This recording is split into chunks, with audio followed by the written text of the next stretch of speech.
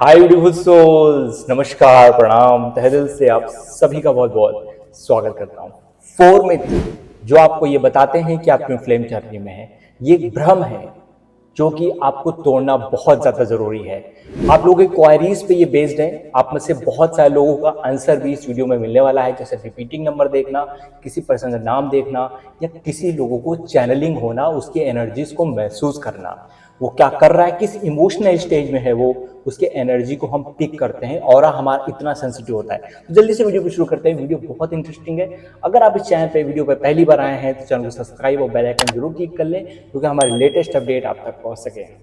तो दोस्तों, कोई भी साइन पहले 4 साइंस में बताता हूं जो अक्सर ट्विन फ्लेम जर्नी में होते हैं। और जरूरी नहीं कि ये ट्विन फ्लेम, ये साइन सारे दिख रहे हैं तो आप ट्विन फ्लेम जर्नी में हो, लेकिन अक्सर ट्विन फ्लेम्स को ये दिखते हैं। पहला साइन है रिपीटिंग नंबर का दिखना, जैसे 1 1 2 2 3 3 4 4 4 दिख रहा है। वॉच पे आपने घड़ी देखी, आपको 4 4 4 दिख रहा है, 4 4 4 दिख रहा है। आपने व्हीकल के पीछे देखा, आपको बार बार 4 4 दिखा, दिन में कई बार दिखा। तो 4 का मतलब क्या है? हर्डल्स है, स्ट्रगल है, आपको अलर्ट किया जा रहा है। आपके स्पिरिट गाइड, आपके एंजल्स आपको गाइडेंस दे रहे हैं कि आप इस समय उस कार्य को लेकर अलर्ट रहें। बस इतना मतलब है उसका। ये जरूरी नहीं कि आप ट्विन फ्लेम जर्नी में हो। जैसे कि 1 1 किसी को दिखता है तो सीधे लोगों को लगता है कि मैं किसी तरह की आध्यात्मिक जर्नी में हूँ। ये बहुत बड़ा मिथ है। जब आपके लाइफ में कुछ बहुत बड़ा इवेंट होने वाला है या आप किसी नए रास्ते पे इनिशिएट होने वाले हैं, जाने वाले हैं, तो आपको नंबर 1 रिपीटेड रूप से दिखता है सब कहीं। वो उस समय के लिए उस समय रिस्पॉन्स करना चाहिए एज अ विटनेस। हम उस चीज़ को देखें, उस चीज़ को समझें कि हाँ, इसका मतलब ये है। उसका कतई ये मतलब नहीं है। पहला बहुत बड़ा ये मिथ है, नंबर्स देखने का मतलब हम ट्विन फ्लेम जर्नी में हैं, ऐसा नहीं है। लेकिन बहुत बार आध्यात्मिक ग्रोथ के लिए आपको स्पिरिट गाइड, आपके एंजल्स आपको कहीं ना कहीं आध्यात्मिक तौर पे आकर्षित करने के लिए इस तरह की घटनाएं घटाते हैं, जिसमें आप उन्हें देखें, समझें। इस तरह के कंटेंट आपके सामने आएगा और फिर आपकी आध्यात्मिक जर्नी शुरू हो जाती है, आपके इनर वर्क शुरू हो जाता है, आपके मेडिटेशंस और शैडो वर्क शुरू हो जाते हैं, जिसके बाद से आपकी लाइफ में मेजर ट्रांसफॉर्मेशन आता है। आप अपने पर्पस तक, अपने लाइफ के एम तक पहुंच पाते हैं। तो ये पहला बहुत बड़ा मिथ है जो जिसको लगता है कि अगर नंबर दिख रहे हैं तो आप ट्विन फ्लेम जर्नी में हैं। लेकिन ये जरूर कंफर्म है कि आपके स्पिरिट गाइड आपको गाइडेंस जरूर दे रहे हैं। दूसरा बहुत बड़ा मिथ है, अगर हम किसी पर्सन की एनर्जीज को पिक करते हैं, जैसे वो क्या खा रहे हैं, कैसे उनकी मेंटल स्टेज है, कैसे साइकोलॉजिकल स्टेज है, कैसे उनके इमोशंस है, वो हैप्पी हैं, खुश हैं, आप अपना काम कर रहे हैं, सडन आपके माइंड में सामने वाले की इमेज बनी, सामने वाले की एनर्जीज पता चली कि वो इस समय बहुत ज़्यादा खुश है पर्सन, वो इस समय बहुत दुखी है। आपने कॉल करके पूछा, सामने वाले कह रहा yes I am sad now, तो आपको लगा कि हाँ, सामने वाले की एनर्जीज बुक है, जो इससे मेरा कोई गहरा संबंध है। पहले आपको 2 केसेस समझने होंगे। पहला केस ये है, अगर आप एक थेरेपिस्ट है, अगर आप एक एम्पैथ हैं, अगर आप कहीं ना कहीं स्पिरिचुअल पर्सन हैं, तो आपके अंदर ये एबिलिटी आ जाती है कई बार कि आप दूसरों की एनर्जी को एब्जॉर्ब कर सकते हैं, दूसरों की एनर्जी को पिक कर लेते हैं। अगर आप एक टैरो कार्ड रीडर बन सकते हैं, आप में पॉसिबिलिटी है, आप कॉस्मोस से कनेक्ट होने देते हैं, आप किसी पर्सन से अगर कनेक्टेड हैं, जैसे कि आप कॉस्मोस से कनेक्ट होके टैरो कार्ड रीडिंग करते हैं, किसी तरीके की साइकिक रीडिंग करते हैं, या हमारे पास बहुत बार हम ऑरा को रीड करते हैं, जब पास्ट लाइफ रिग्रेशन करते समय या जब हम इनिशिएट करते हैं कोई चीज़, तब हम ऑरा को पूरी तरह से रीड करते हैं। उसमें देखते हैं कौन सा चक्र कितनी प्रॉब्लम में है, क्या ऑरा सेंसिटिव है या इमोशनल स्टेज कैसी है। इस तरीके से हम आगे प्रोसीड करते हैं। उसी तरह वो उस स्टेज पर प्रारंभिक अवस्था में होते हैं जो प्रोसेस अपने आप चल रहा होता है, जिसमें आप यूनिवर्स से कनेक्टेड तो नहीं होते हैं, लेकिन आप उस पर्सन से कनेक्टेड जरूर होते हैं। May be past life connection हो सकता है, लेकिन अगर आप इमोशनली, फिजिकली बाह्य प्रकृति को देख के उसके अट्रैक्ट भी हैं, तभी भी उसकी एनर्जी को पिक करते हैं, भले वो हमारा कार्मिक हो, भले वो हमारा सोलमेट और ट्विन फ्लेम हो। यहाँ कोई भी कनेक्शन होता है। ये बहुत बड़ा मिथ है। अगर हमारी माइंड में कोई 24 आवर आ ही रहा है तो हमेशा कंफर्म हो जाता है कि वो हमारा ट्विन फ्लेम है। ऐसे बहुत सारे लोग मान लेते हैं।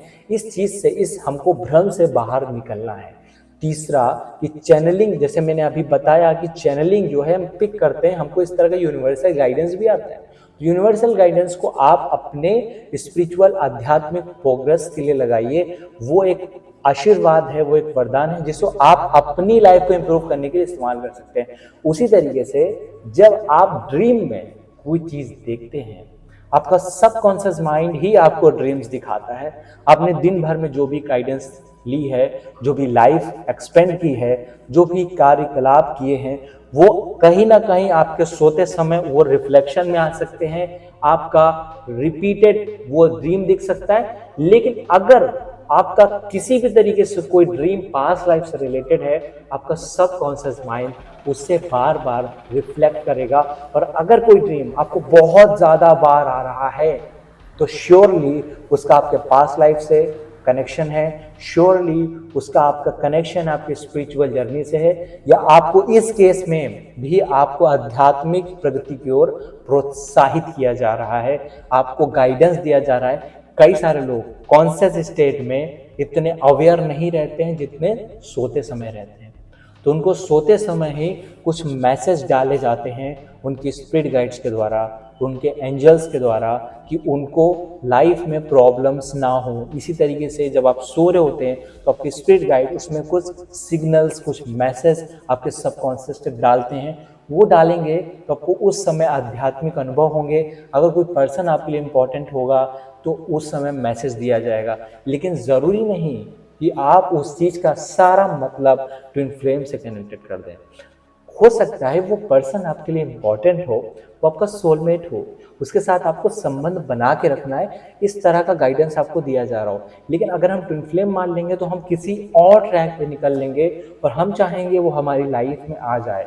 लेकिन कई बार इस तरीके जो हमको ड्रीम्स में गाइडेंस आते हैं, उस समय हमको उस पर्सन से कनेक्शंस बनाने होते हैं, या उससे आगाह किया जाता है कि उससे सतर्क रहो या सावधान रहो।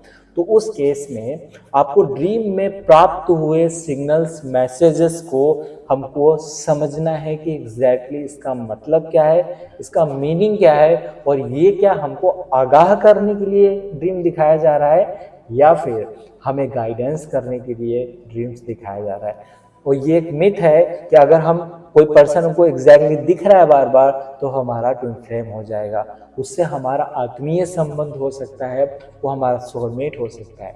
Any connection possible. तो इस मिथ से, इस भ्रम से आपको बाहर निकलना है। चौथा बहुत बड़ा भ्रम है, वो है याद करना किसी को, और इस वजह से आप कई बार देखते हैं उसका नाम बार बार दिख रहा है, हर कहीं दिख रहा है, किसी शॉप पे लिखा हुआ दिख रहा है, किसी घर के बाहर दिख रहा है, किसी से आप नाम पूछते हैं तो उसका नाम वही एग्जैक्टली होता है जो पर्सन आपके माइंड में चल रहा है।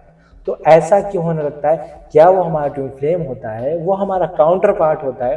दोस्तों ये भी एक बहुत बड़ा मिथ है, क्योंकि कई सारे लोग जो मेरे पास एनालिसिस हॉरोस्कोप कराते हैं उसमें मैंने देखा हुआ है कि जब आपका काउंटर पार्ट नहीं भी होता है तो कहते हैं सामने वाले को मुझे बार बार नाम दे रहा है, श्योरली सर वो मेरा ट्विन फ्लेम है। इन चीज़ों से आपको डेफिनेटली बाहर निकलना है, बिकॉज जब आपका कोई पर्सन आपको याद भी कर रहा होता है या आपसे कनेक्टेड है इमोशनली, सबसे बड़ा प्रोसेस ये है कि अगर आपको कोई सोच रहा होगा, आपके बारे में सोच रहा होगा, तो उसका नाम आपको दिख रहा होगा, या फिर आप उसके बारे में कॉन्टिन्यूसली सोच रहे होंगे तो उसकी एनर्जी आपको अट्रैक्ट करती है, उसकी ऊर्जा आपको अट्रैक्ट करती है।